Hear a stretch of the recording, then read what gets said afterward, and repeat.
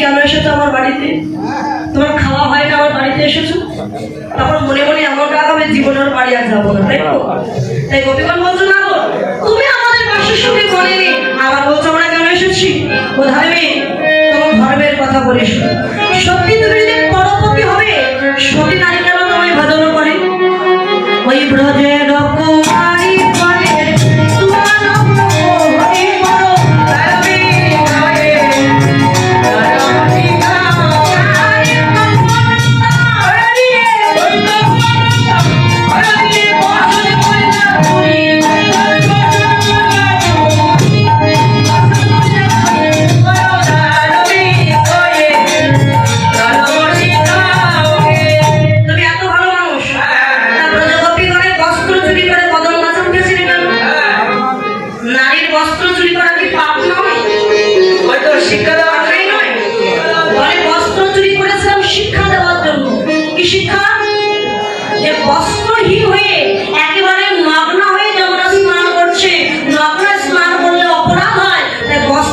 হয়ে শিক্ষা দিলাম, জীবনে যেন নগ্ন স্নান না করতে পারে।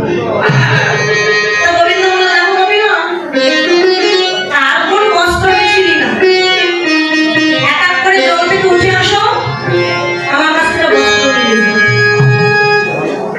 গোপীগণ বললাম, তুমি কি ভাবছো আমরা নগ্ন আছি, তোমার কাছে যেতে পারবো? কিসের লজ্জা আমাদের? শিশুকাল থেকে দেহটা তোমার চরণে দান করেছে, আর দেহ যদি তোমার হয়, লজ্জা তো আমাদের নয়, এই লজ্জাও তোমায় দিয়েছি, আর তোমার দেহ দেখলে তুমি দেখবে।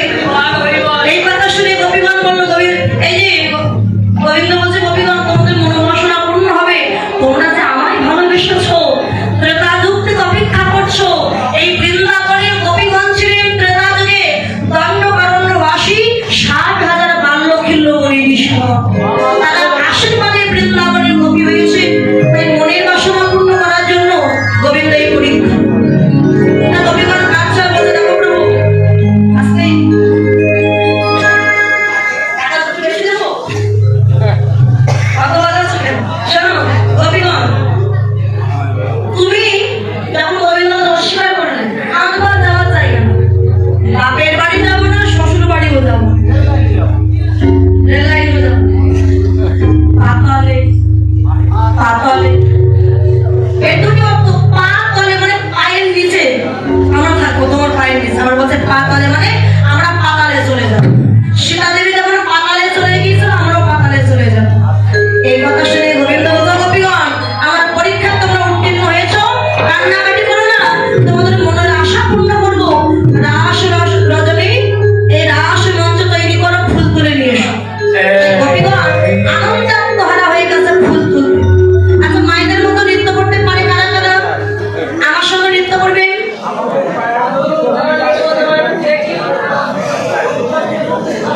আর যারা আসতে পারে না, নৃত্য করতে পারে, তারা হাত তুলুন। 2-3 জন হলে হবে, 2-3 জন হলে হবে, বেশি দরকার নেই। সূর্য পূজায় কারা ছিল?